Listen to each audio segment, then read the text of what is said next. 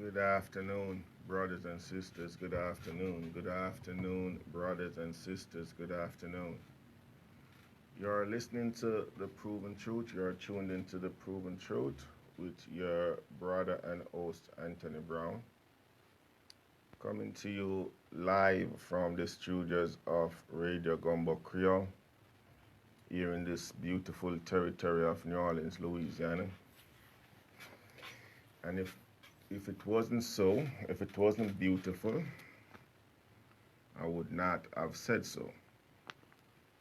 Now, New Orleans come with its issues, its baggage that we are fully aware of. And for the most part, the baggage is that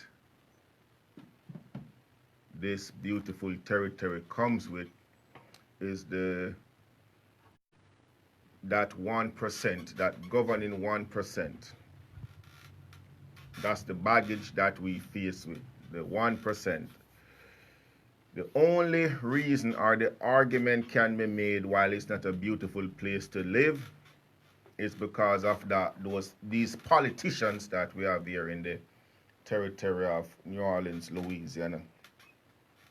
Now, family, it's always a pleasure for us, and we give our God the thanks and the glory for allowing us the privilege to speak or to have a dialogue with our listening audience and our viewing audience too.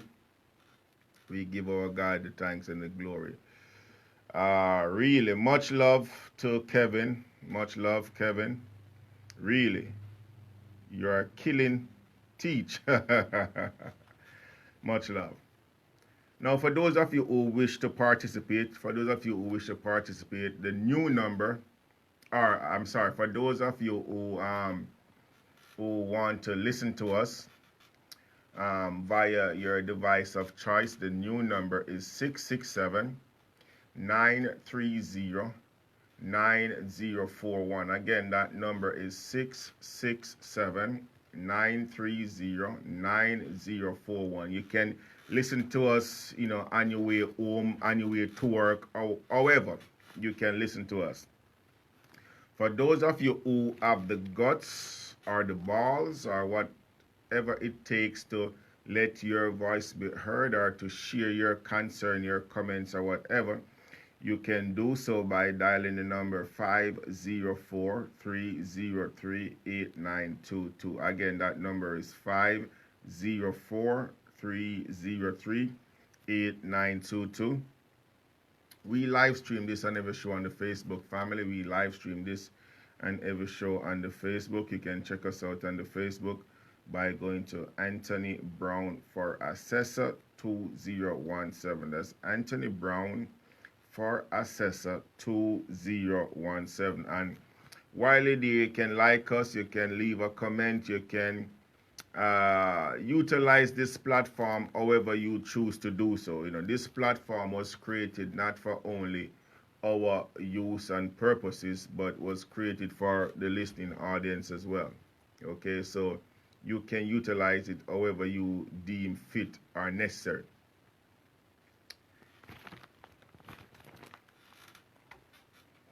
We, the people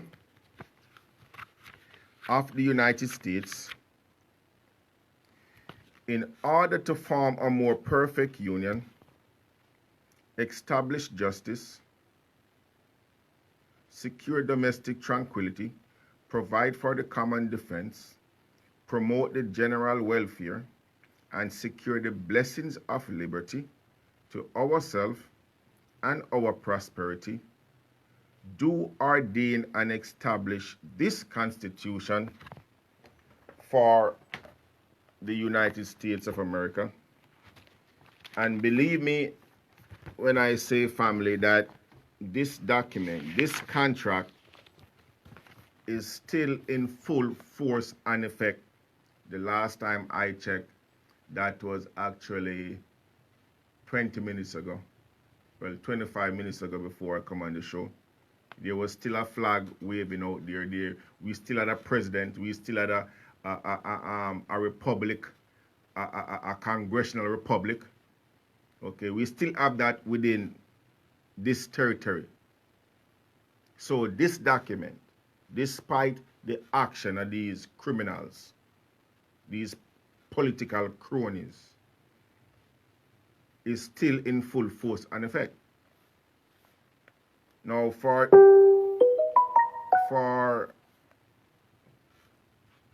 to take it home to this territory, Louisiana,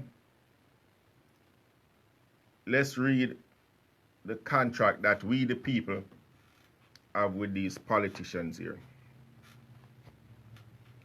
All government of right originates with the people, is founded on their will alone, and is instituted to protect the rights of the individual and for the good of the whole. Its only legitimate ends are to secure justice for all, preserve peace, protect the rights, and promote the happiness and general welfare of the masses. Can you all remember? Look, we're going to talk about hypocrisy for a while. We're going to talk about hypocrisy for a while. We're going to speak about certain group of people that form a part of government. We're going to speak about that branch of government, the judicial branch of government, and the hypocrisy that play itself out every single day, and the hypocrisy of the establishment not to call it out when it soars its dirty, stinking, mucky head. We're going to be speaking about members of the Louisiana judiciary. And we're talking about from the pinnacle. When we speak about politicians, we don't hold back. When we speak about politicians, we ain't shy. When we speak about politicians, we ain't looking for no favor or no pat on the back from nobody. When we speak about politicians, we call them out for the action or the inaction that they take while sitting in the office that they so sit and collect from us, we the people, a salary. Now, for the listening audience, for those of you who've been listening to this show for quite some time, you know we don't mince our words. Now we don't talk with any liquid in our mouth. And we are not scared to speak or to call a spade a spade. And when you look at the pinnacle, the person who is the top dog, when you look on that head Negro that runs or sit at the head of the table when it comes to the Louisiana judiciary, who are we talking about? We're talking about one Bernette J. Johnson, that so-called black female, that so-called black leader, that Democrat who sits as the Chief Justice of the Louisiana Supreme Court. Now, it is imperative for us to understand the concept that within the territory of Louisiana, again, look, this is where we live. This is where we reside. This is where we do our business and we raise our family. So we don't care right now, really, even though, look, for my brothers and sisters who is listening to us right now, no, much love. And within your home territory, you can look and you can see if you have similar issues that faces you. But even though what we are speaking about, or the issues that we speak about here, maybe you can identify with, right? Or maybe you could utilize those same circumstances, maybe applicable to where you are living. We are speaking about it generally, yes. However, we are speaking about it from a practical standpoint, from a point of view that it affects us here daily, and it's something that we are seeing daily, right? So even though we could actually, which we can, call out a couple other elected officials or a couple of criminals from other territory, we're going to continue, because this is our house. We're going to continue to call out those criminals that live in our house. Here we have the Louisiana Supreme Court, headed by one Burnett Johnson. Now, the Constitution, the contract, lays certain authority upon her, or upon the Louisiana Supreme Court as a body, right? There is certain constitutional duty that, as the chief of the Louisiana Supreme Court, as the top dog, as the person who go around annually and make her state of the judiciary address to the legislative body during Baton Rouge, or wherever they choose to make the address. She is the one who represents the judiciary here in the territory of Louisiana. Follow me, my brothers and sisters. Follow me. Now, the Louisiana Supreme Court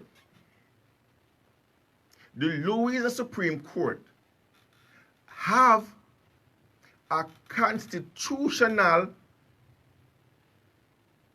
or have the constitutional authority to check the inferior courts, the inferior judges within this territory. Not only that they have that authority, they got the original authority. So listen to what I'm saying. Any issue that arises in the Superior Court that have to deal with the court itself and these so-called judges, the Louisiana Supreme Court have the authority,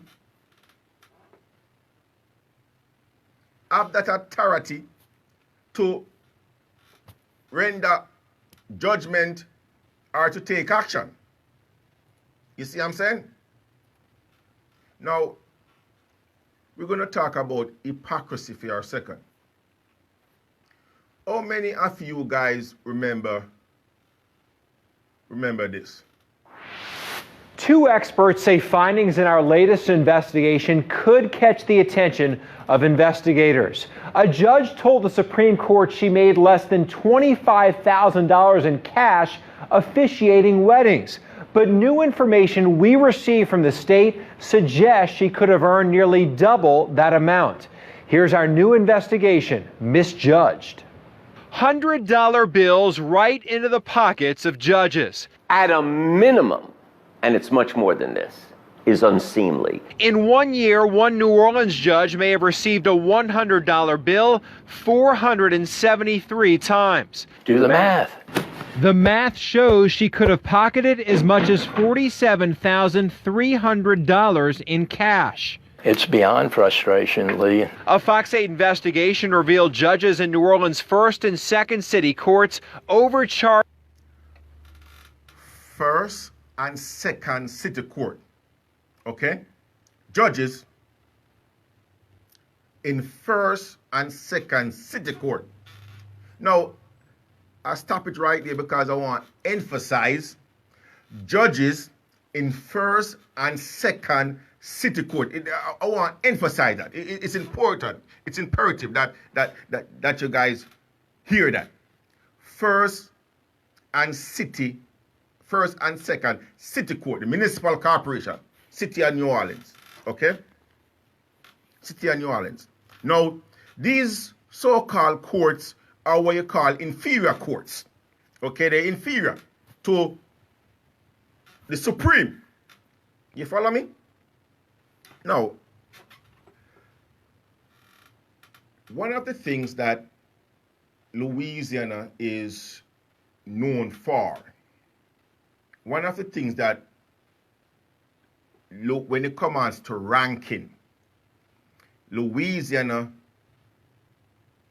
is amongst the top of the food chain for, is that we possess, or we lay claim to, the most corrupted, politically corrupted territory within the Union. We are known for one of the most politically corrupted territory within the Union. Right? So, based on that fact, based on that factual statement,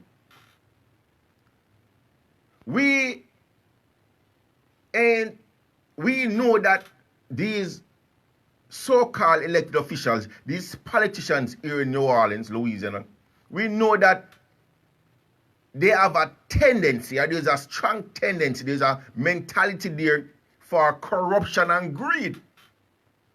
Not only by those that are presently serving in their capacity or portfolio as whatever that capacity or portfolio is, but by the virtue of those who, one, find their ass inside federal court or prison right now, right? Coming out of federal prison or recently come out of federal prison, either on probation or because they serve the time. Two, either because those who are either under indictment or going under indictment right now, we stand out. When it comes to political cronyism, to political corruption, a matter of fact, my brothers and sisters, a matter of fact, we the people can also brag about the fact that here in the territory of New Orleans, Louisiana, right? When every other territory, when every other territory of the FBI with only one established department that covers political cronyism, political criminals, political corruption, we here in the territory of New Orleans, Louisiana, have two such departments. We here in the territory of, look, I'm telling you, that's our name to fame. We can brag about, no, brag? Is that the wrong word or term to use when we're talking about issues like these? We have the FBI. They are so overwhelmed. They are so bombarded when it comes to criminal conduct of these politicians here in Louisiana. They was to go out and employ more people. They have to employ more people, put more people on the payroll to the point where it was like, hold up, we need to establish another department to deal with this volume. Follow me. They had to go out and establish two such departments, my brothers and sisters. Now, again, for those of you who weren't aware of these No, let's say this. It's important. Here's a key issue.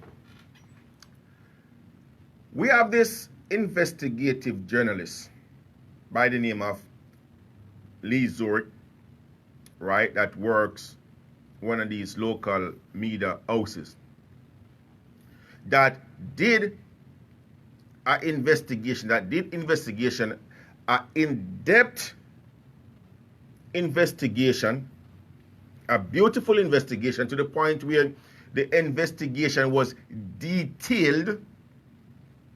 The allegations of misconduct was levied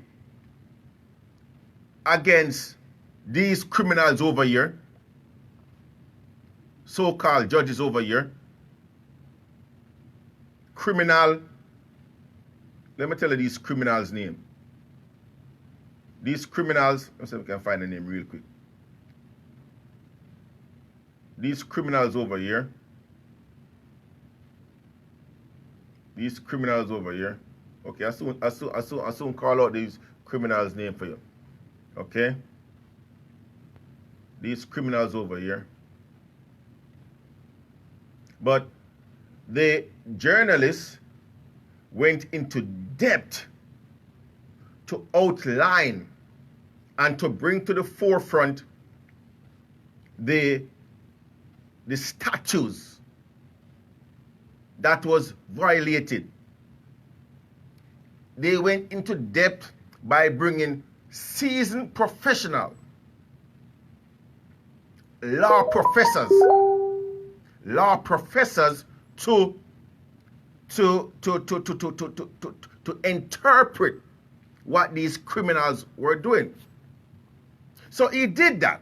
He put it out there for John public to see, for we the people of New Orleans, Louisiana to see, for we the people of America to see. Now, again, bear in mind the group of people we are talking about. We are talking about these people who somehow believe that they are special. Somehow, for some reason or the other, the judicial branch of government, the Louisiana judicial branch of government, from the pinnacle to these lower criminals, believe that they are so special. Believe that they are above the law. Believe that they are untouchable. Believe that whatever it is that they do and say, they're above approach. Because they call themselves judges. Because they're a part of the Louisiana Bar Association, that goddamn private club that they tell you, oh, if you're not a part of this exclusive club, you cannot practice law. And a matter of fact, you cannot even interpret law. That means they are telling us that we are dumb bastards.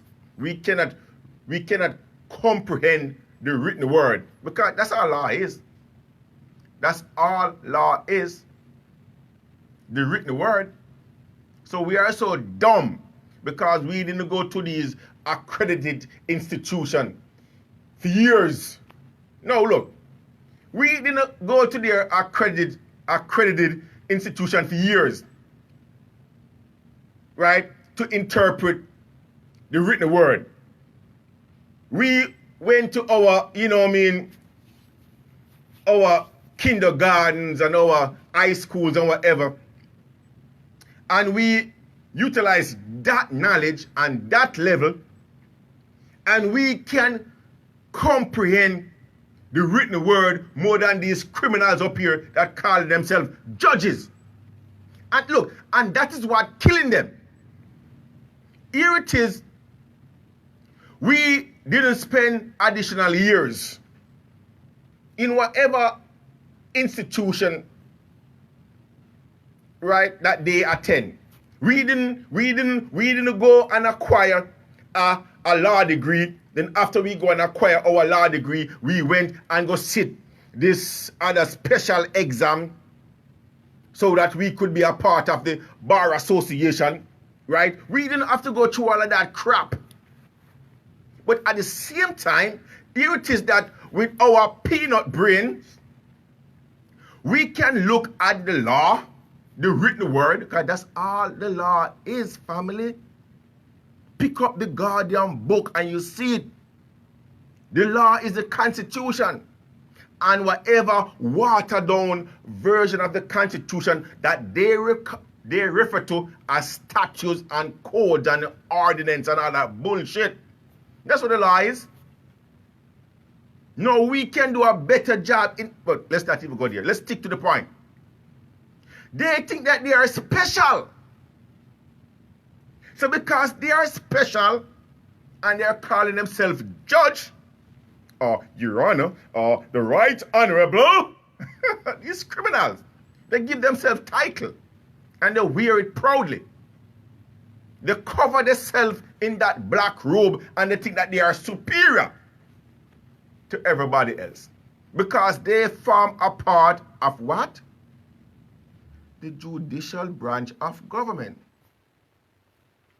For those of you who don't remember, here it is. Here it is. We are going to show you the hypocrisy within the system.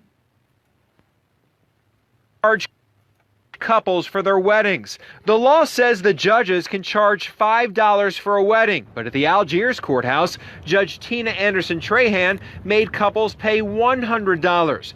Legal experts say the law also requires the judges to deposit that money into the court's bank account, but instead the judges kept the money as extra income. For a judge to say, I don't know the law that regulates my job as a judge, either they're not telling the truth, or equally bad, maybe worse, they're ignorant of the law that regulates their position.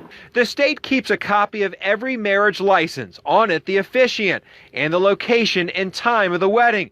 The state's Vital Records Office sent us this spreadsheet that shows how many weddings each city court judge presided over the past few years. It shows in 2015, Second City Court Judge Tina Anderson-Trahan officiated 415 weddings. In 2016, 463. And last year, 473 weddings. Now we have a real problem. A problem for two reasons. Every year, Judge Anderson-Trahan files a financial disclosure statement. No, family, just giving you a reminder.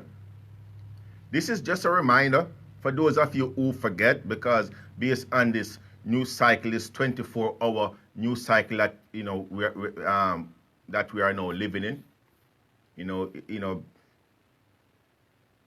a news break today, and in 24 hours, it may still for 48 hours, something else break. So the news cycle, it's robust. So for those of you who tend to forget, I'm just refreshing your memory. And for those of you who weren't aware, I'm just proving a point. So here it is. This news story broke. And when the news story broke, people, to include myself, took action because we recognize that the corruption is at the top of the pinnacle. The corruption, when it comes on to the judiciary system or the judicial branch of government inside the territory of Louisiana, start with Burnett Johnson, the so-called Chief Justice of the Louisiana Supreme Court. And it just filtered itself down through the ranks to these squashy so-called criminal judges. So it's the structure, it's infested from the top. And it just strictly self down. So here it is. The investigation was, we took action, right? And in taking action, one of the plights that these these criminals utilizes was to draw out the whole process, draw the process out for such a long time, because they know that the news cycle, or that the time that we are now living in, things don't stay on people's mind for too long. The people of New Orleans, Louisiana, tend to forget real quick. So they drag the process out for months. Right? They drag it out for months. The Louisiana Supreme Court, nobody, neither Bernadette, lackadaisical, don't believe in the constitutional Johnson, nor any of our other associated so-called justices say one iota of a word about these criminals in the inferior courts. Say nothing. They say nothing. Nothing from the Louisiana Supreme Court. They keep them out shut, zip, nada. Nothing. Nothing. Now, listen to this. Listen to me, family. For you critics out there, I love to talk to the critics now, because you guys have your ass up here, your head up your ass so much, or your head up these politicians' ass so much, you guys can't even think for yourself no more. As a matter of fact, a lot of you don't even think for yourself no more. You guys man, look. This report, what Lee Zurik did was to go to someone with knowledge, right? So he didn't come to Anthony Brown or go to some lay person out there in the street. What he did, he went to that accredited institution, and he went to an individual who, if you or your son or your daughter decide that, look, I want to become a member of that private club, the bar association, that legal fraternity, that's who they're going to have to go to. They're going to have to go to one of these accredited, in this case, right, to Tulane, and they're going to see a professor like this guy right here, and that's the professor going to teach these guys how to interpret the law, how to apply the law, how to do legal research, blah blah blah. So when you finish that 3 or 4 year with that professor, you can go ahead and get your law degree. So he went to somebody who had a practical knowledge of the law. These so-called judges, these criminals over here that call themselves judges, they had to go to somebody like that before they could get or become a part of the bar association. You see? So this ain't a fly-by-night type of situation we're talking about here. In a fly-by-night. So here it is. It was out. We took action. And because the Louisiana Supreme Court sit on the backside and accommodate the criminal activities of these inferior judges, because they are so deep in shit when it comes on to these criminal activity, they form a part of it too.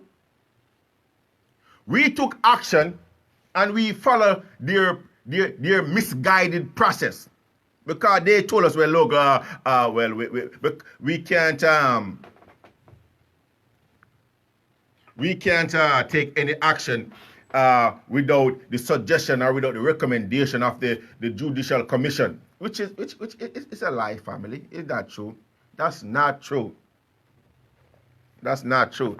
And as you hear a while ago from this law professor, look, we have people practicing law, calling themselves judges and attorneys too, who don't have a clue about the contract, who don't have a clue about the law. Look, Look, again, full disclosure, man. Full disclosure, family. I'm not an attorney or a lawyer or an esquire or whatever title they want to associate themselves with. I'm not. I don't want to be. Right? Because I'm somebody with moral and principle. Look. I have friends. For those of you who hear me say that, I have friends. I have personal friends, both here in the territory of Louisiana and all over the country, who are attorneys and who are active members of the Bar Association to which they preside, the jurisdiction to which they preside. But my close friends, my real friends, the people who can pick up the phone and just call or they call me, you know, they actually don't practice law. I have friends who are contractors like myself. I have friends who are CPA. I have friends who once was attorney or used to, you know, dabble in this kangaroo crap, this watered down judicial system, who are now nurse. You see, because they recognize that, God damn, this, what I spend all this money for to acquire, just so I could have a law degree, I ain't doing this. This ain't righteous. Good moral standing people with good morals. So no, I ain't gonna do this. This is not what I thought it was. They went, they did their studies, they got their credentials, and they actually thought that, look, I'm gonna do something for the betterment of the people, and at the same time, you know, financially get myself stable. And they recognize within months, they recognize that what they thought wasn't. So they said, to hell with this. To hell with this. I ain't doing this. This is crazy. And they step away. Why? Because these people are people with good ethics, moral ethics and standard. So they choose to start a whole new profession than to continue in the lies and the corruption and the greed. So we know that there's people out there who form a part of the Bar Association who are ethical people, who are decent, downright decent, law-abiding, goodwill, good-minded people. We know this. We are just talking specifically about these criminals here in New Orleans, Louisiana, like these so-called judges right here. So here it is. We took action. We filed a complaint outlining the information that we received to be true. And cut a long story short, that body, that judicial body, the body who's supposed to have the authority account to Bernadette Johnson. You know, that's the reason why she has to fight so hard to be on the bench, you know. Because her peers at the time, no, she wasn't ready. So, here it is, we come to find out that these criminals got away with it. Got away with their criminal conduct. While keeping, while having, while getting money from we the people. It's ridiculous. Got away with it. Now, we're going to show you the hypocrisy. That's what we want to point out. So year over year, again, we have Lee Zurich, did his investigative journalist, did this thing, put the information out there. Okay, another thing we need to bear in mind that every aspect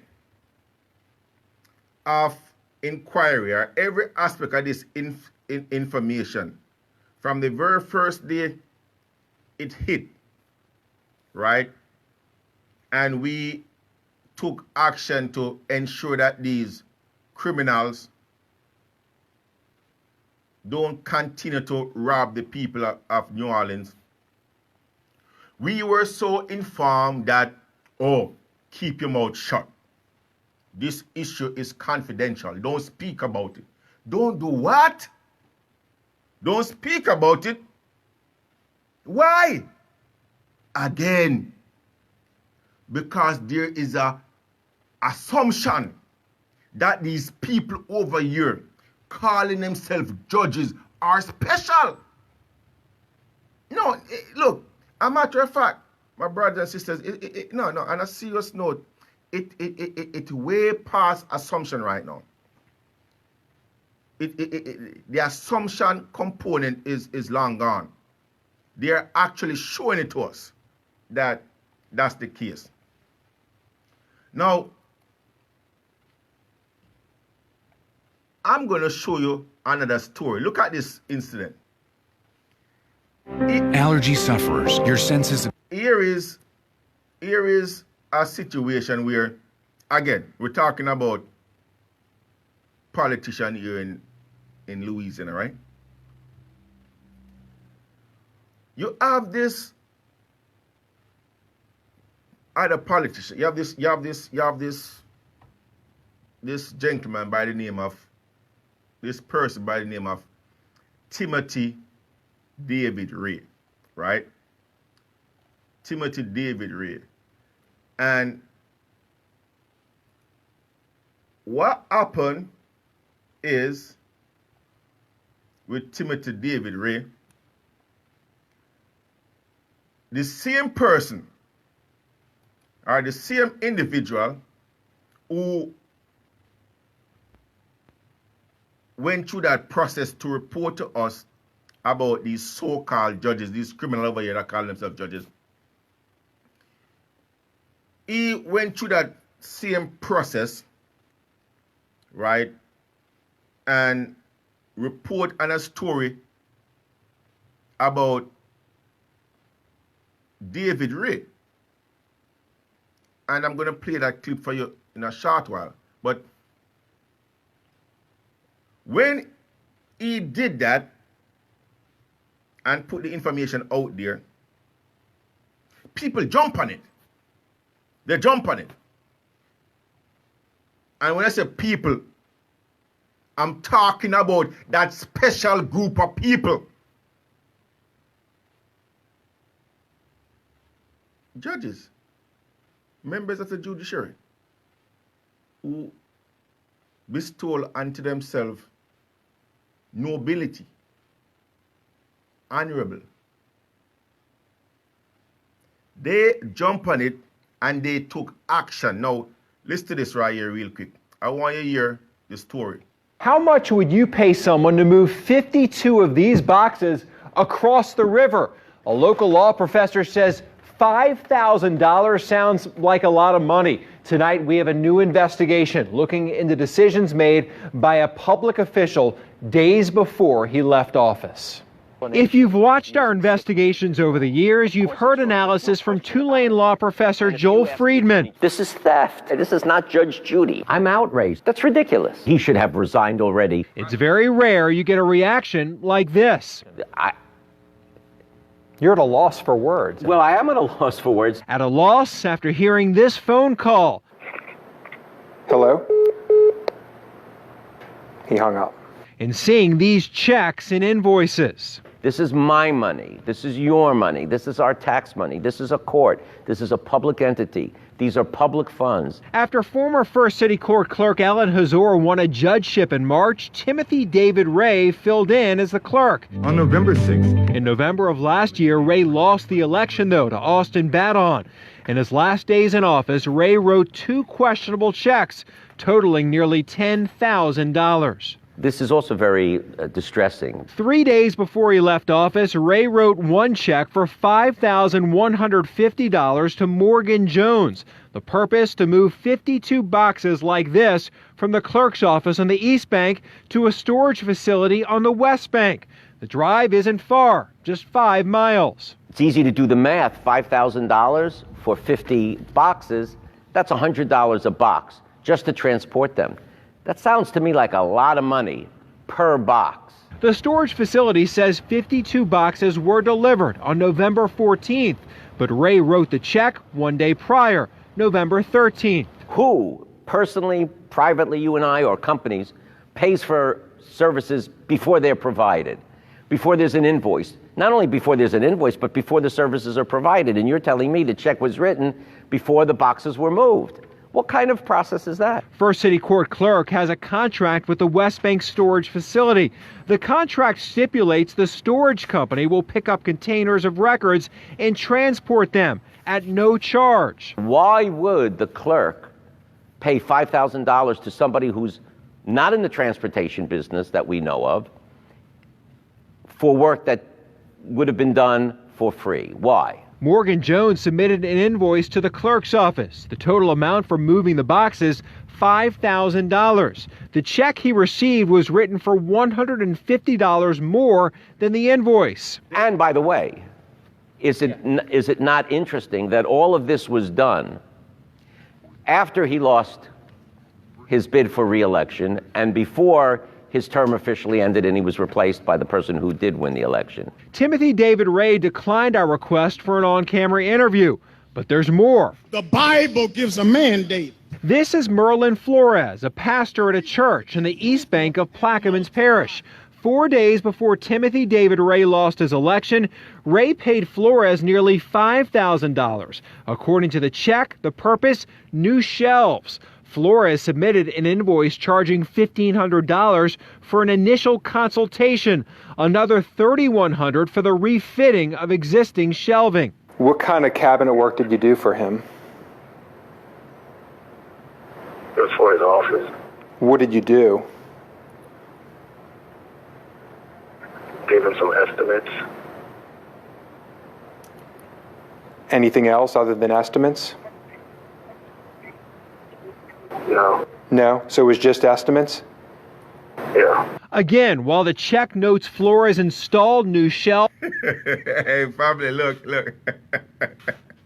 I don't mean to cut it, but look, personally, I have to laugh. You know what I mean? I find it funny. I find it, man, it's crazy. $5,000. So No, look, it's funny to me. It's funny as hell to me. And the invoice says he refitted existing shelving. Flores told us he only gave an estimate. You shouldn't be paying $1,500 for an estimate. Estimates, you pay virtually nothing or nothing. I've never heard of paying $1,500 for an estimate. The $4,700 check that you got from the office, then what was that for?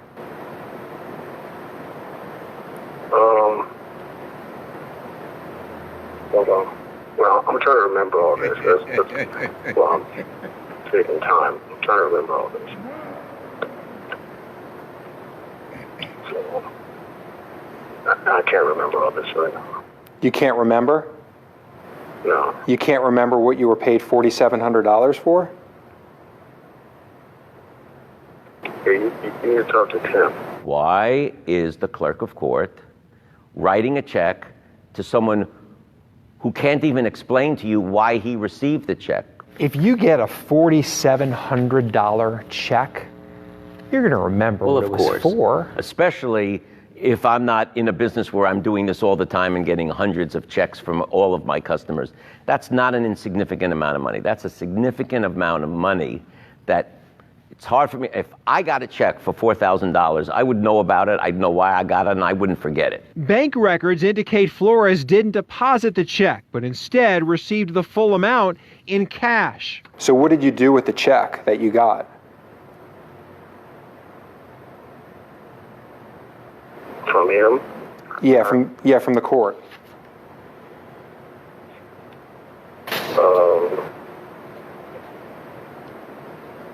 I don't have the check. Well, did you cash it?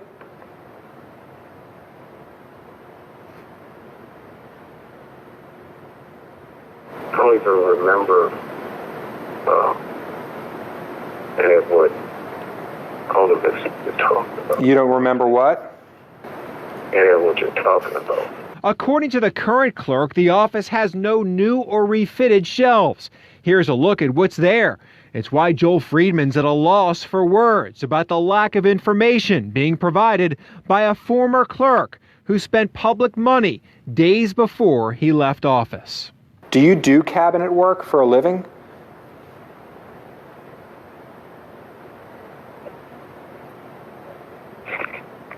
Hello? He hung up. The current First City Court clerk, Austin Badon, declined our request for an interview. He says his office is conducting an audit. He'll talk when that audit is completed. The former... Okay. Now, so that's the second report. Now, you know, in all fairness, let's go back and finish playing the first report.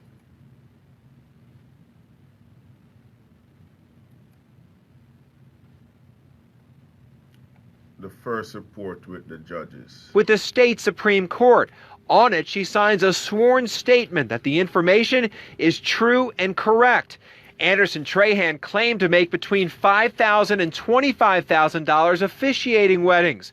Again, she charged $100 a wedding, and last year officiated 473, netting as much as $47,000.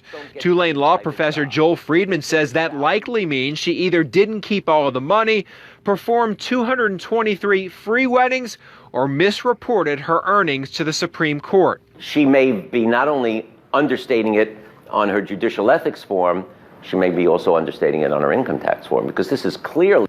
Our criminal ass was lying. That's what she was doing. Look, you know, it's all these people utilize certain word, misstating or misstating my ass. She was lying. Compensation that has to be declared as income on your federal income tax and your state income tax. Could be serious. That's a big time felony. And that could be her other problem. If Anderson Trahan did in fact earn that much money and didn't alert the Supreme Court of the full amount, CPA Patrick Lynch questions whether she could be underreporting her earnings to the IRS. Well, the implication is if she hasn't, then she's subject to a substantial underpayment penalty and could possibly face civil and criminal fraud. We asked Anderson Trahan if she shared any of the wedding money with office staff, if she gave any free weddings, and how much money she reported to the IRS for wedding income. She refused to comment. Yeah, there should be an investigation, and the question I would ask as a taxpayer, where is the oversight? CPA Patrick Lynch wants the IRS, state, and Supreme Court to investigate. What are they doing to oversee this? The data provided by the state shows all 4 judges stopped officiating weddings in mid-May. In fact, 2 judges officiated their last wedding the day our story aired. Not one has married a couple since. It's an admission that they shouldn't have been doing it in the first place. In 6 years, Judge Tina Anderson Trahan could have collected as much as $219,000 in cash, money that... $219,000. Now, again, we're talking about criminals, political criminals here in New Orleans, okay? Political criminals here in the territory of New Orleans, Louisiana. Now, look on this criminal, this so-called judge. Let's look at the figure in the family.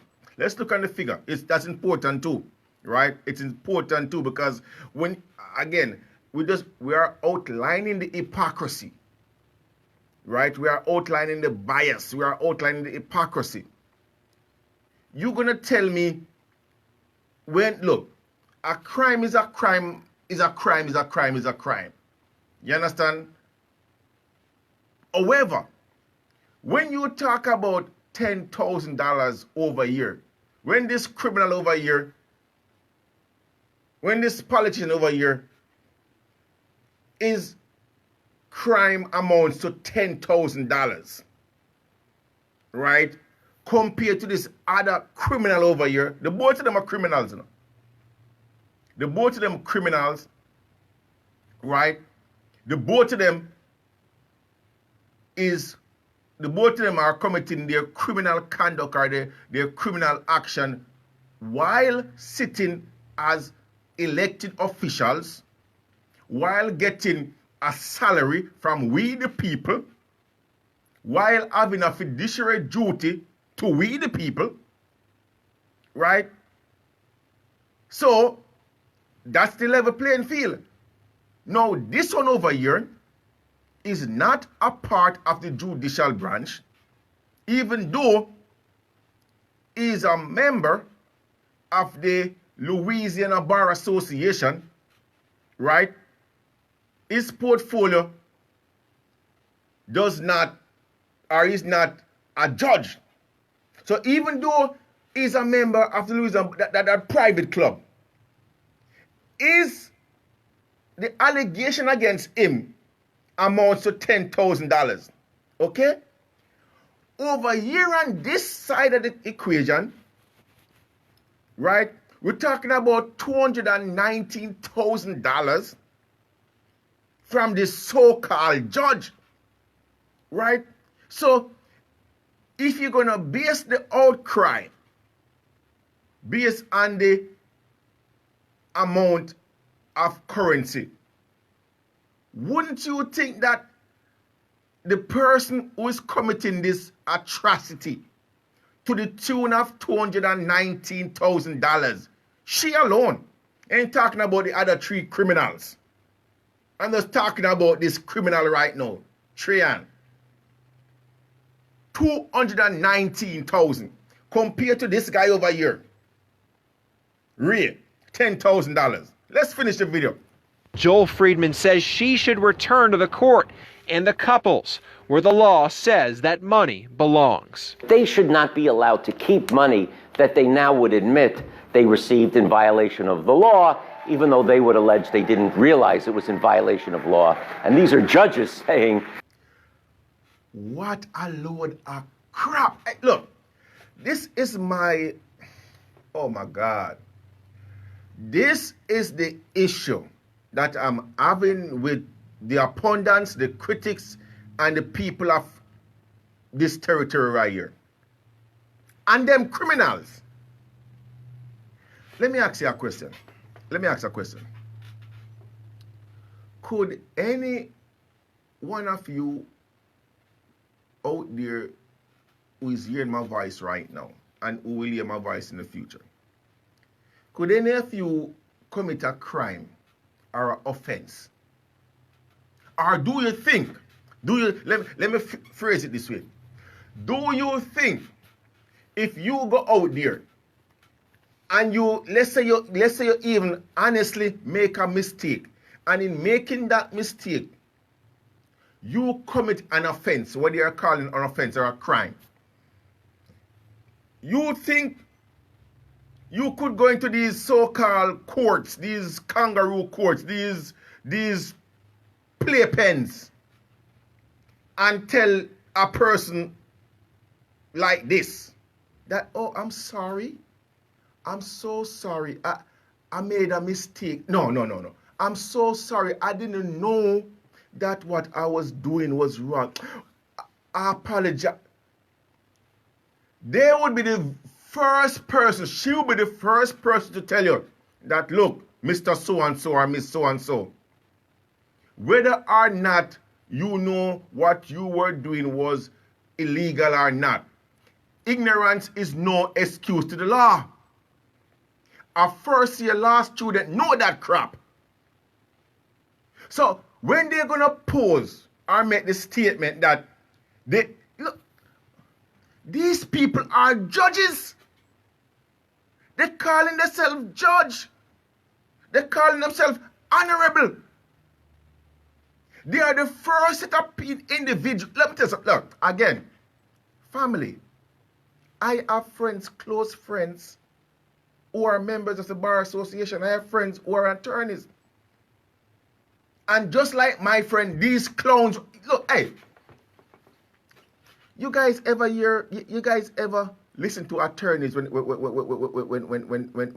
they meet in a group? Let me tell you something, man. I was in New York. Look, I was with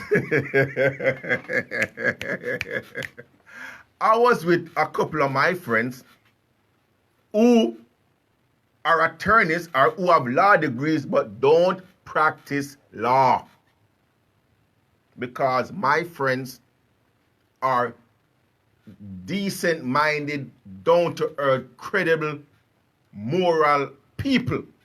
So even though they have the law degree, they don't practice law because they recognize that is a sham. They recognize that, and they don't choose to partake in that lie.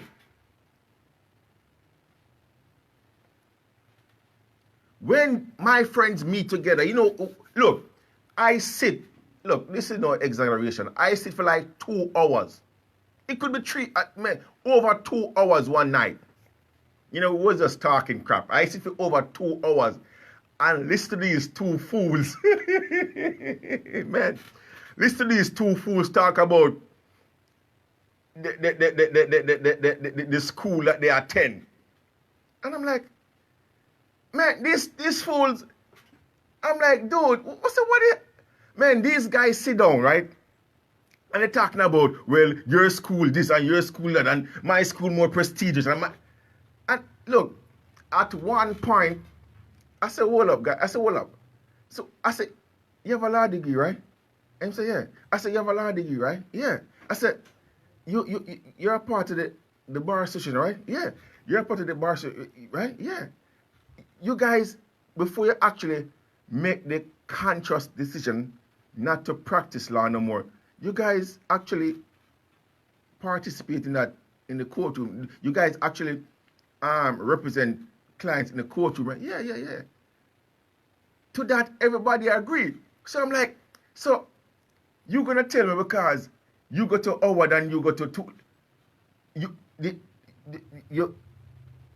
your degree more superior, that but it's a thing. It's just like a prestige thing, or I don't know, not a prestige thing, but what should, like a bragging rights. Look, these are the first of people will brag to you about their credentials, right? They're the first of people. They will brag to you about how much years they spend in these accredited institutions and blah blah blah. Now, we are to believe, with all that knowledge and all experience, and with all that knowledge of the law, we are now to believe that you are committing atrocities against we the people, and we supposed to just show you mercy or show you compassion when you're going to utilize a statement like, I didn't know that what I was doing was against the law.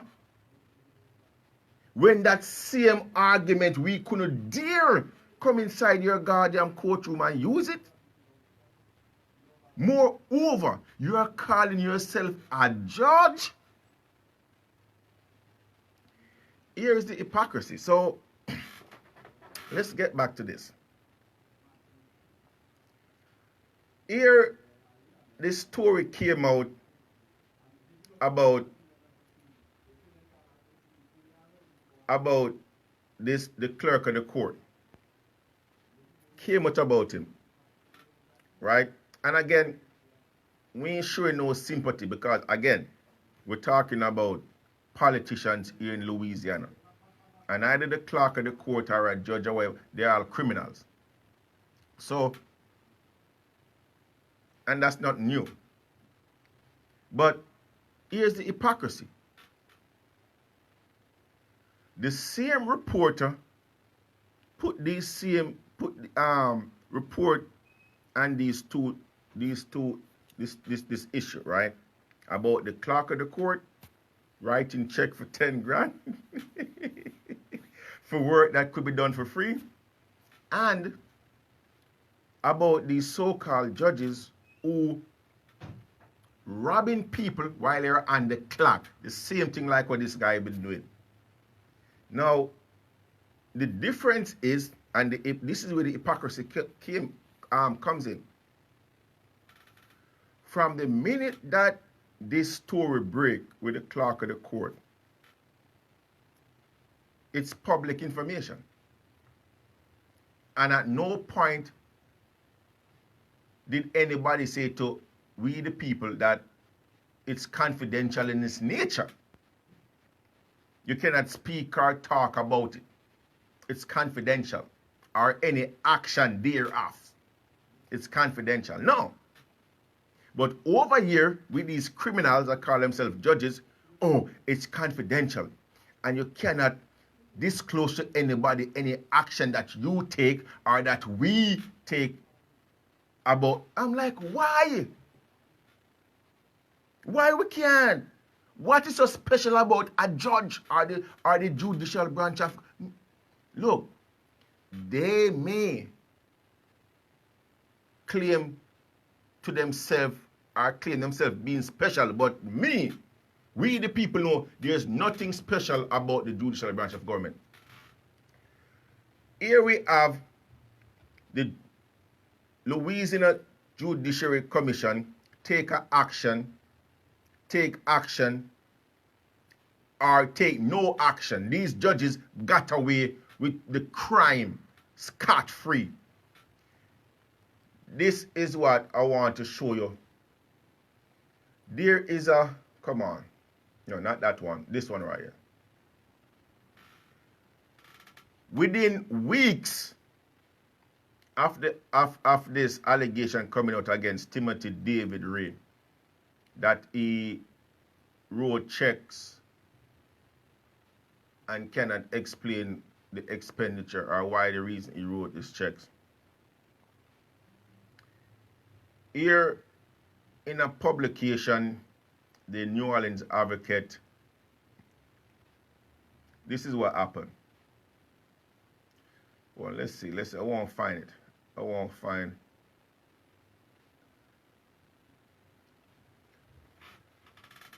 Let's read. I'm going to read this article for you guys so you guys can hear. Okay, here we go. Timothy David Ray lost his bid to serve as the permanent clerk of First City Court in November, but that didn't stop him from cutting a number of suspicious checks from a obscure government bank account just before he left office, according to a recent audit.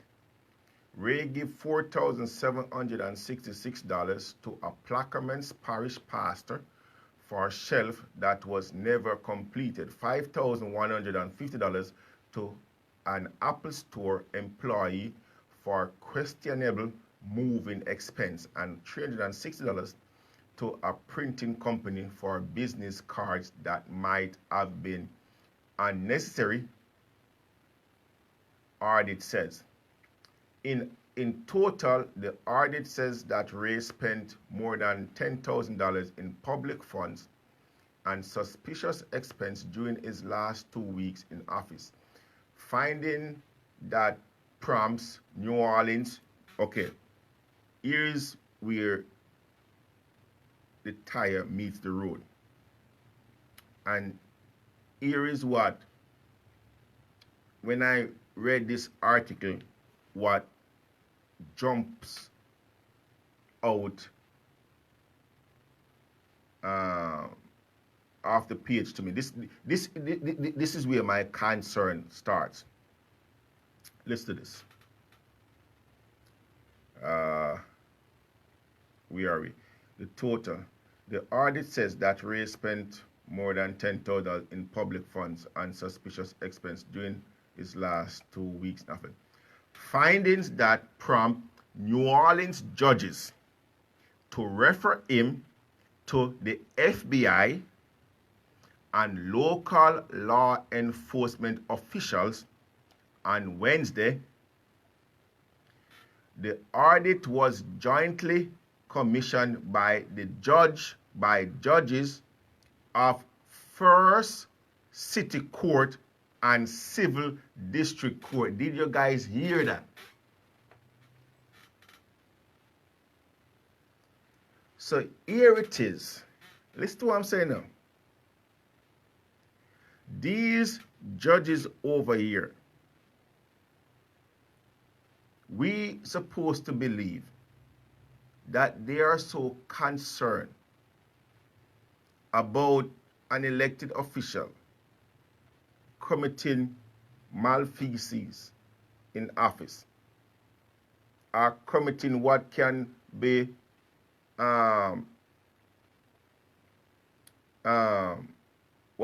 referred to as a criminal act while in office, to the point where they referred this complaint to the FBI and local law enforcement officials. Now, let me share something with you guys. When we contacted the Judiciary Commission as it relates to these so-called judges, these 4 judges from the first and second city courts, their criminal act that they did, one of the arguments that we heard was, look, they asked, where did you get your initial story from? Or how did you hear the initial story? And we told them, we say the initial story came from a professional, investigative journalist that did his due diligence in reporting the story.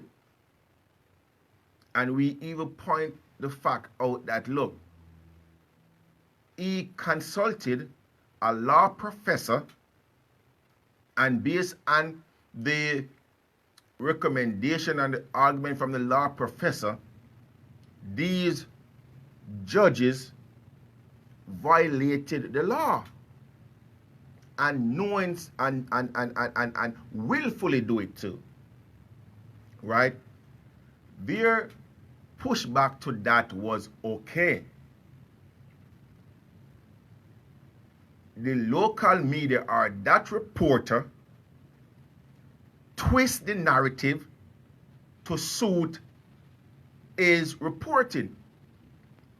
And all that reporting ain't factual.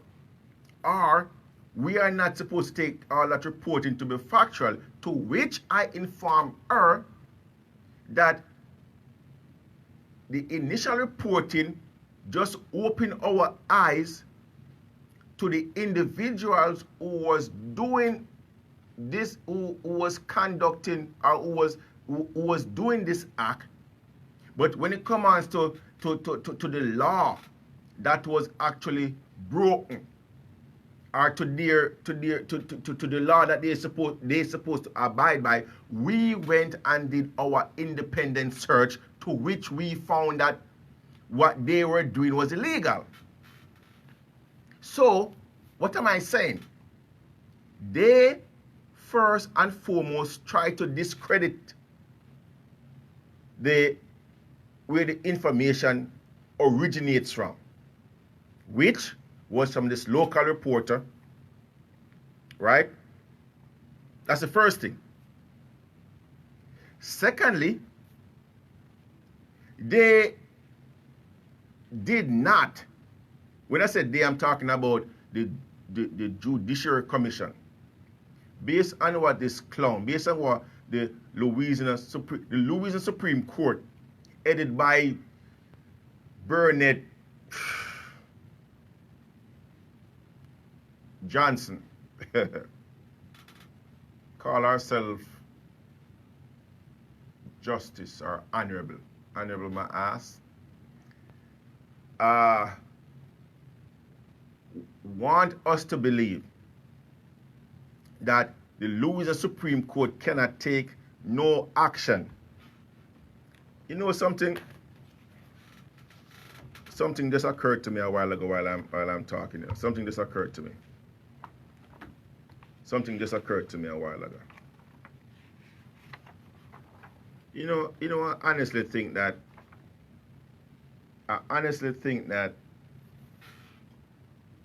no, I don't think that. I was about to say that I honestly think that Bernadette Johnson don't have a clue about Article 5 of the Louisiana Constitution.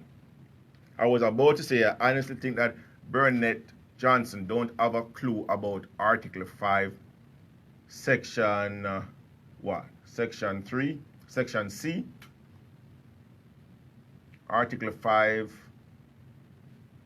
Section 25. No, well, not Section 25. Well, Section 25 deals with the Judiciary Commission, which make reference to. But I was about to say that Bernadette Johnson don't have a clue about Article 5, Section 5, that deals with the Supreme Court, its jurisdiction, its rule-making powers, and assignment of judge. Right? I was about to say that. But I'm going to hold my tongue on that because that's not true. It is my sincere belief that she's fully aware of it. It is my sincere belief that she's fully aware of it.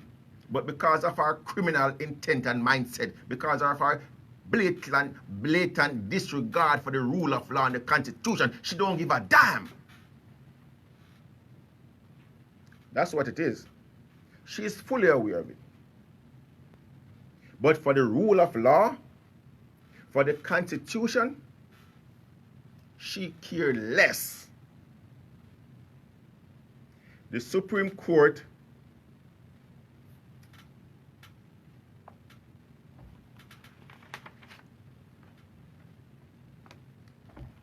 let me read one section to you. Article 5, Section 5, Clause B. The Supreme Court as exclusive original, no, family.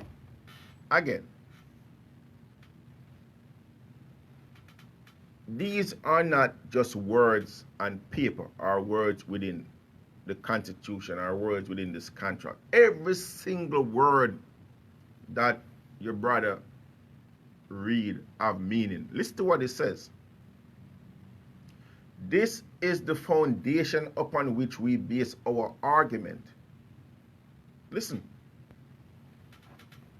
The Supreme Court, which Supreme Court?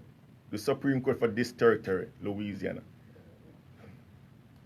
as exclusive original jurisdiction of disciplinary proceedings against a member of the Bar Association. I have said it before many a times, and for those of you who haven't heard it, I'm going to say it for your purpose right now.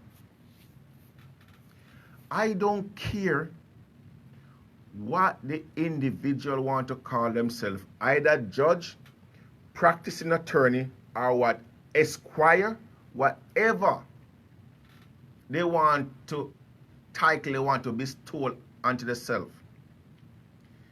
As long as they form a part of the judicial branch of government, they are first and foremost an officer of the court. They must be a member of the local bar association in good standing. They must. Any member of the bar can be a judge. Any member. of the bar can be a judge. Once you're a member in good standing.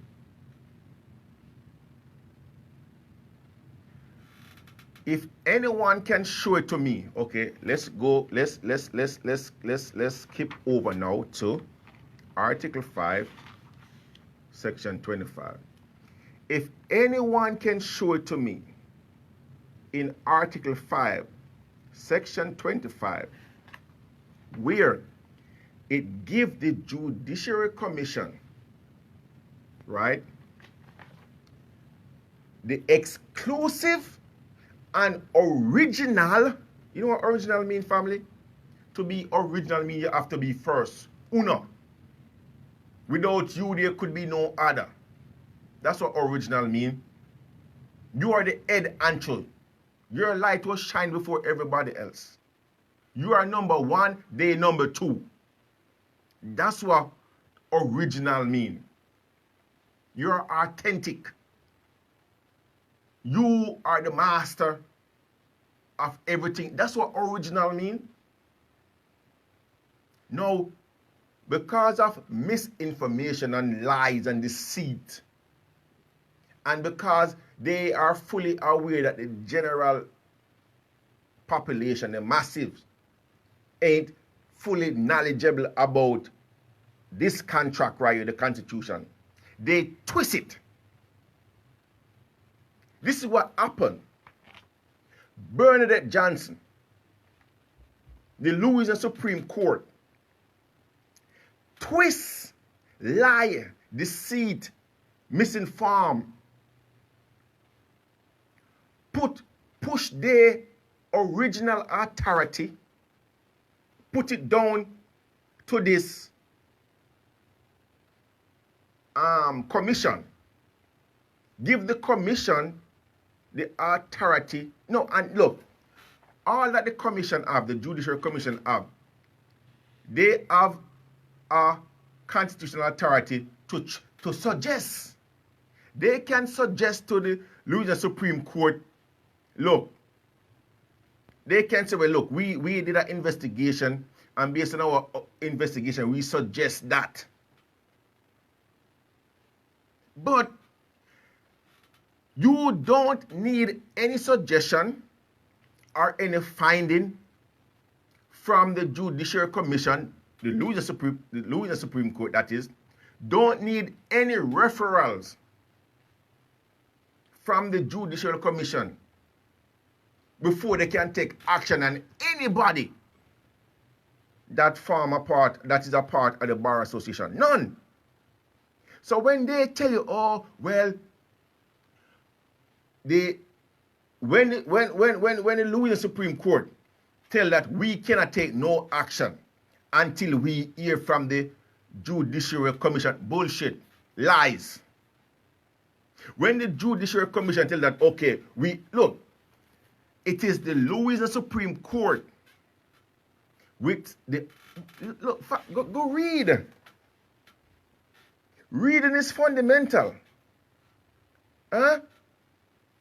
That is the reason why the United States of America, when it comes to high school kids, you have high school kids leaving high school cannot goddamn read at a 5th grade level.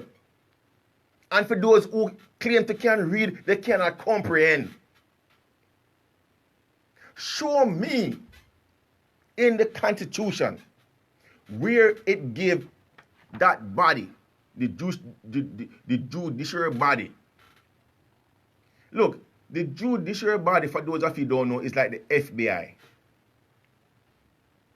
This body right here, this administrative body, is like the FBI. As a matter of fact, they don't even have as much authority as the FBI, but in its application, it's like the FBI. No, let me take that back. I'll take that back. Disregard that last statement. Because in actuality, a matter of fact, yeah. Because the FBI, the U.S. attorney can file a charge or can bring a charge without without without the FBI doing any type of investigation. Because all it is, it's the written word and the action of somebody. So yeah. It can stand. Look, I'm not trying to confuse anybody right here. I get it twisted, but this is what I'm saying. In a nutshell, the Louisiana Supreme Court have the authority to take action against these judges, and they didn't.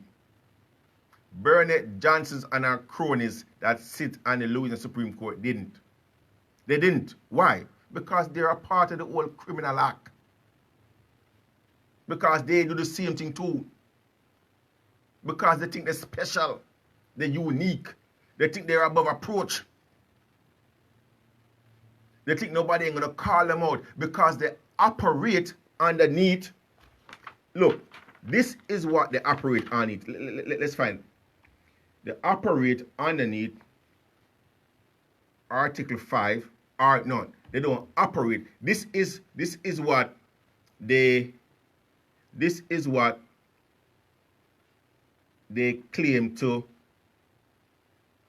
impose.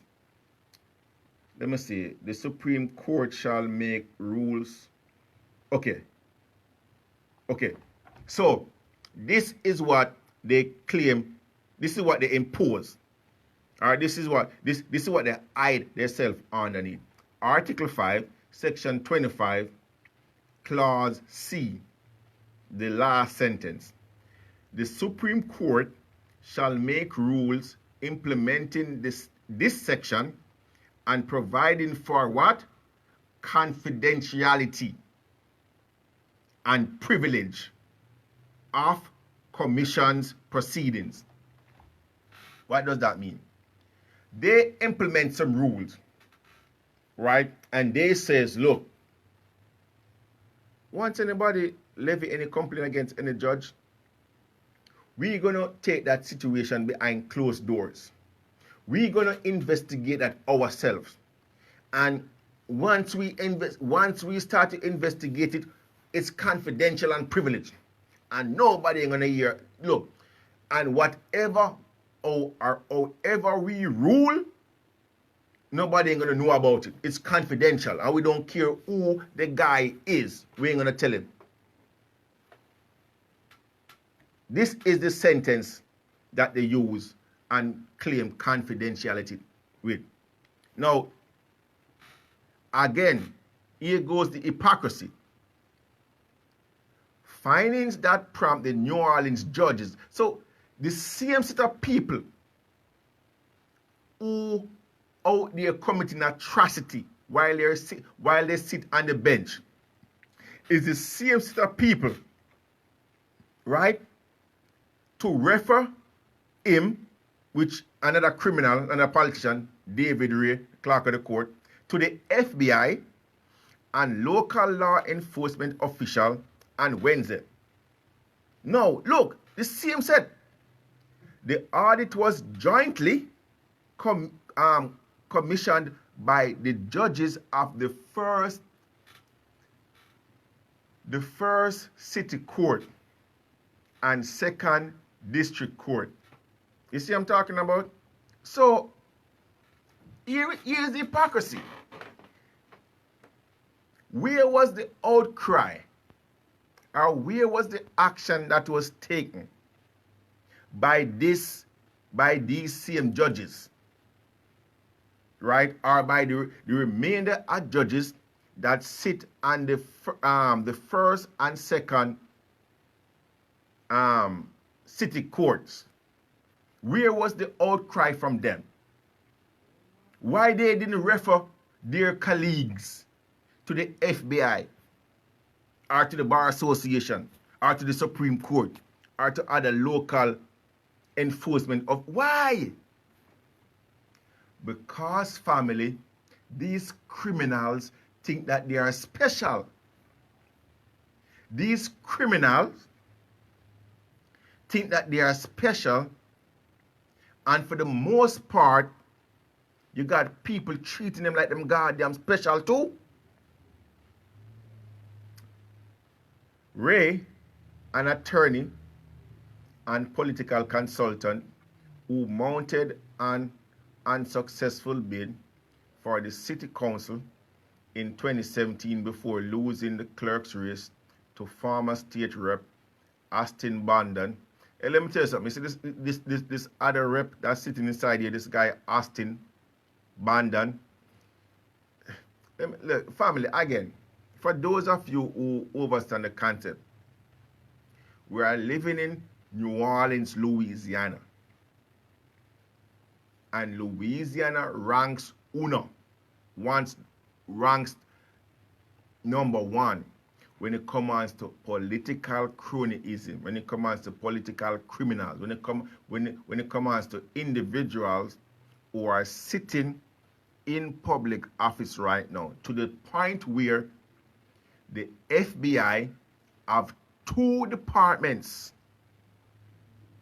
In other territory, they only have 1. The FBI have 2 departments that deals with political corruption.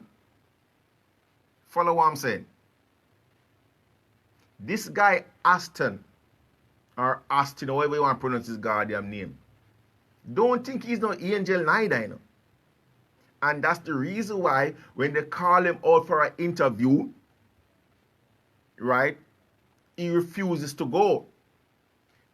Look, we ain't gonna talk about him, right? But let me tell you something.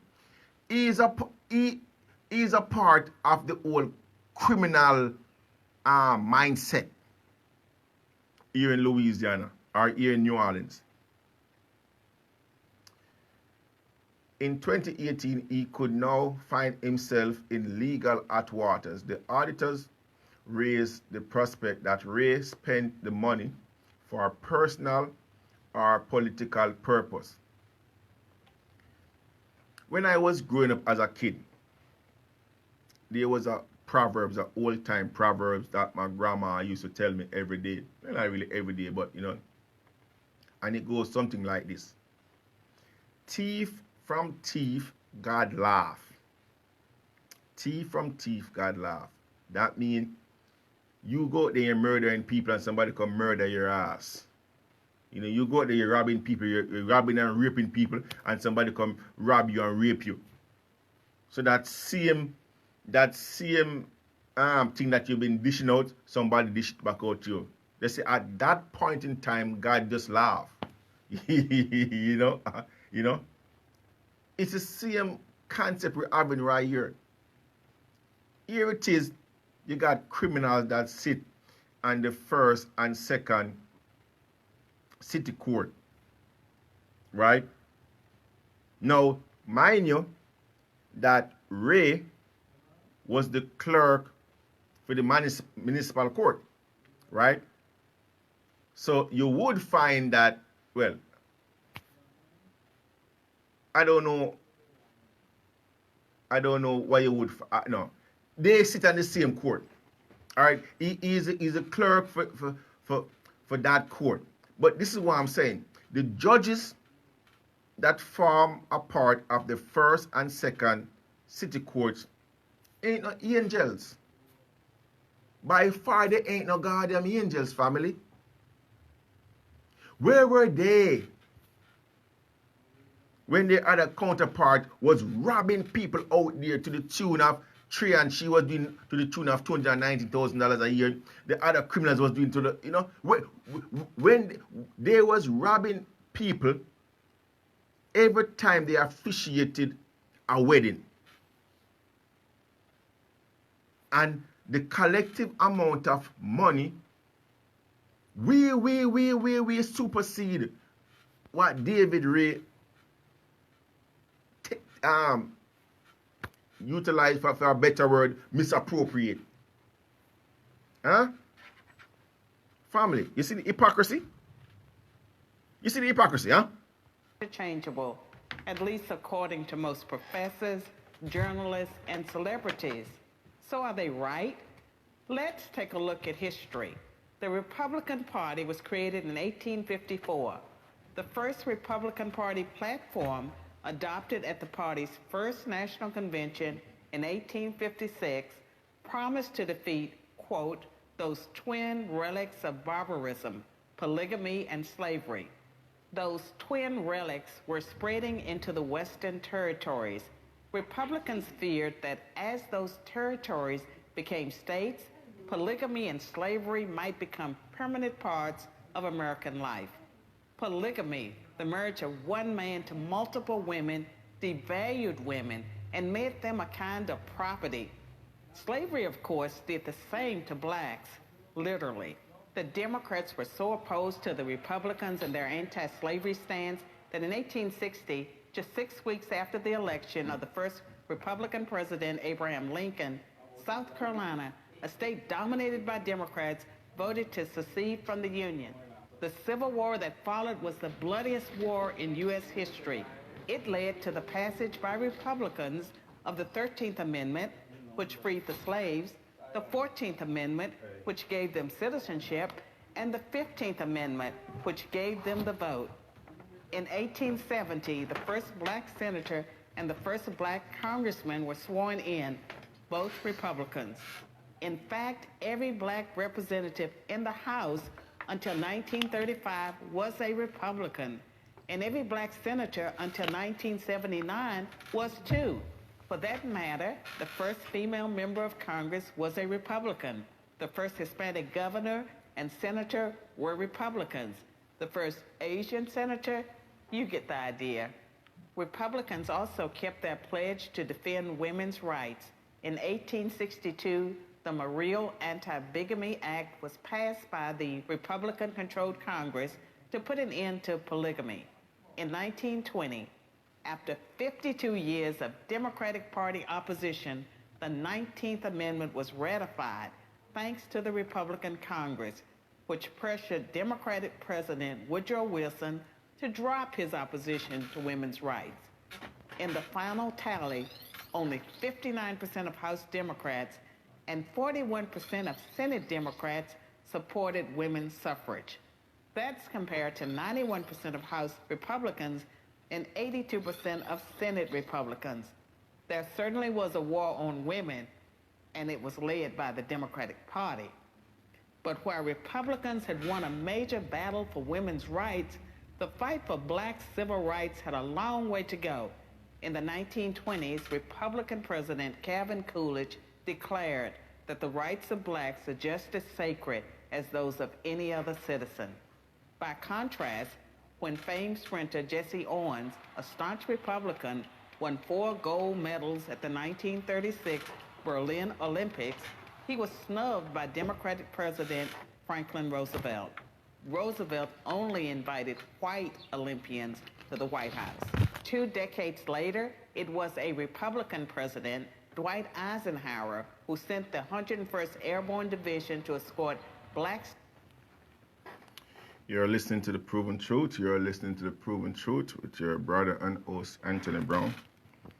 Coming to you live from the studios of Radio Gumbo Creole in the beautiful territory of New Orleans, Louisiana.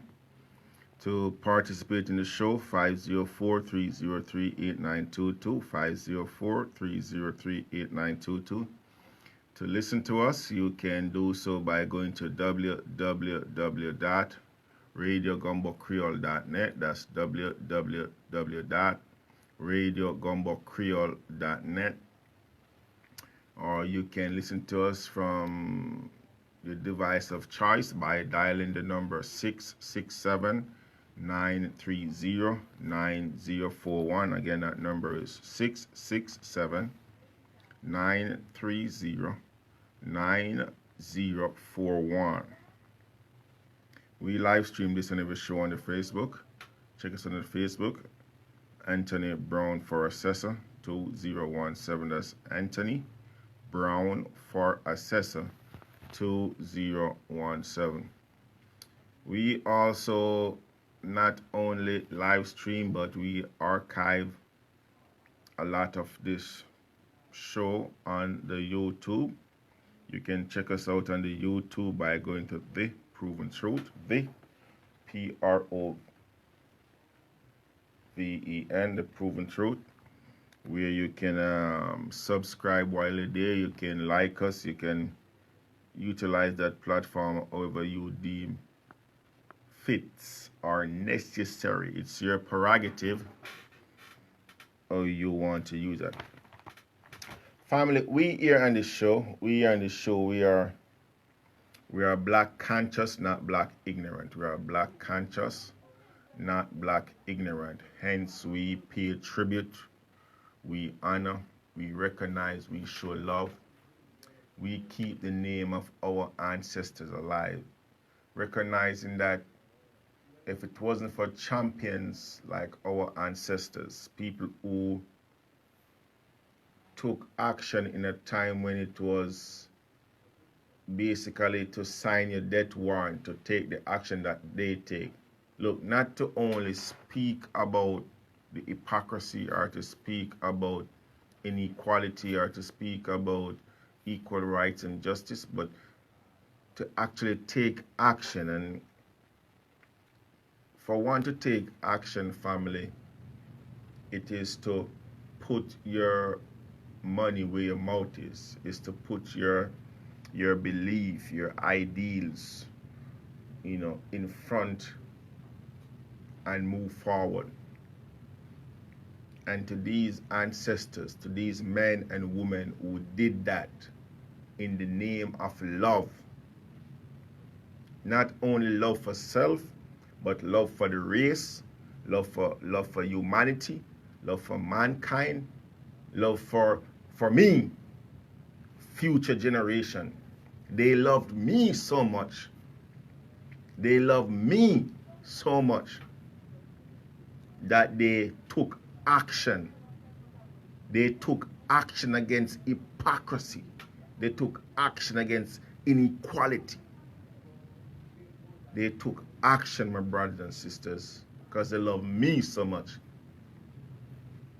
We speak of the Right Honorable. Now, these are people who we bestow titles upon. When we refer to these people, we refer to them as honorable. These people right here, these ancestors right here are honorable people. These criminals over here call themselves honorable. You can take your honorable and wipe your black ass or whatever ass you have. We speak about the late, great, Right Honorable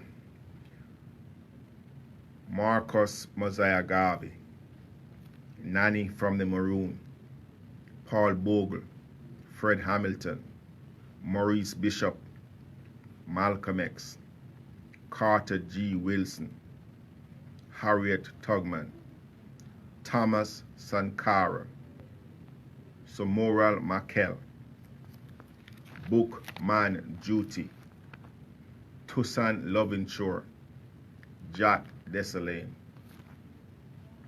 To these ancestors we say much love. To these ancestors we say respect. To these ancestors we say thank you. To these ancestors we say, may your spirit, may your soul rest in peace. May our God draw you close to his bosom and keep you safe. Our ancestors. Family, real quick, let's speak about something let's speak about an issue real quick. As you all know that when it comes on to taxes, that's a front that we have been fighting on for as long as we are in the fight. We are fighting these oppressors. We are fighting these criminals. When it comes on to taxes, they utilize taxes to control us. They utilize taxes. They rob us under the name of taxes. They rob us under the name of, they are telling us that they are utilizing their authority as government, as elected official to take from us that which they have no claims to.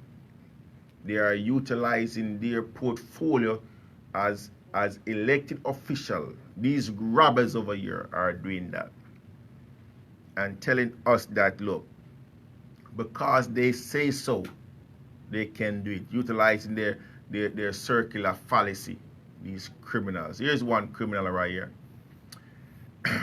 This one criminal I'm talking about is Latoya Cantrell. Now, a lot of people don't know that there is a election coming up, one in I think the 30th of May, and there's one sometime this month, I think, whatever. But it's real low key. Nobody know about it. Real low key. And this is how these criminals go about and implement certain policies that the public at large ain't aware of. And by the time the public get a whiff of it, it's a done deal. And most people, once they hear that, oh, it's the law, or once some politician tell, oh, you have to do that, they don't question it. They just sit there, they sit on the backside, keep them all closed, and give away theirs. Latoya Cantrell, she went and she formed a PAC. A PAC. And what a PAC is, it's a group of people come together and they lobby certain elected official or a certain group or a certain organization for whatever it is that they want to do, right? Or they try that PAC, they will use that PAC to persuade people to take action in a specific way. Right now, Latoya, she some time ago went and formed this PAC. And she email blast this PAC a message. Right? And in a nutshell, this is what it boils down to. This is an article that you can find in the New Orleans Advocate, okay? Jessica is the author of that advocate, Jessica Williams, okay? Mayor Latoya Cantrell's Political Action Committee, that's her PAC, created last year to promote her policies agenda. You heard that? So she created this PAC. She get this group of people. She have this group of people who it don't care what it is that she say. It's yes, Latoya. Yes, Latoya. Oh, yes, Latoya. Yes. Right? So she get a few of her close allies or a few of her kissers associates to form this PAC to go out there and promulgate to whosoever the policies that she claimed to have. And for the most part, she don't have jack, she don't have none. For the most part, she's basically utilizing the policies, the principles, the ideals of the old guard, that criminal old guard, Michelangelo. But this is it. Create last year to promote her policies agenda.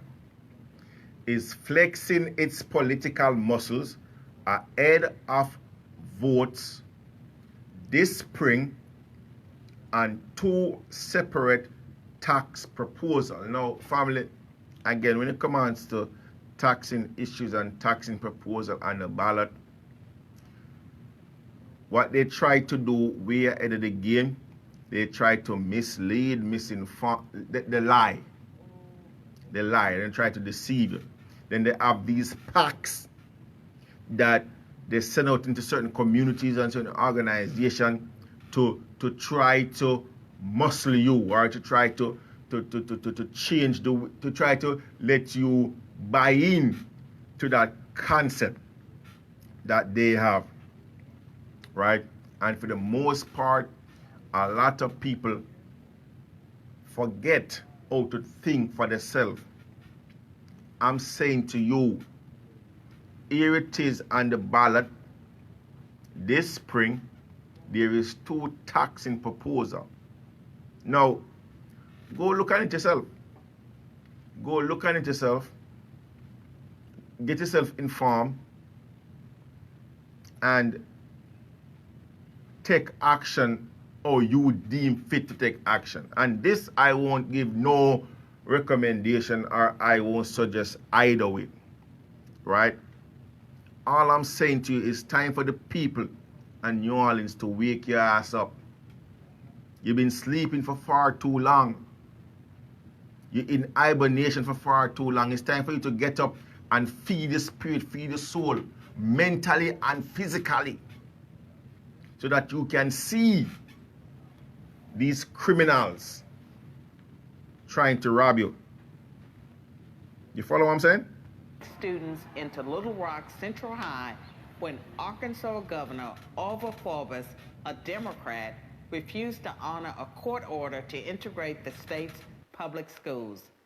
The Civil Rights Act of 1960, which outlawed poll taxes and other racist measures meant to keep blacks from voting, was filibustered by 18 Democrats for 125 hours. Not one Republican senator opposed the bill. Its follow-up bill, the Civil Rights Act of 1964, is one of the landmark pieces of legislation in American history. That, too, survived a filibuster by Democrats thanks to overwhelming Republican support. But you might be thinking, all that's in the past. What have Republicans done for women and blacks lately? The answer you'd hear from professors, journalists, and celebrities is not much. And this time they'd be right. They'd be right because the Republican Party treats blacks and women as it treats everyone.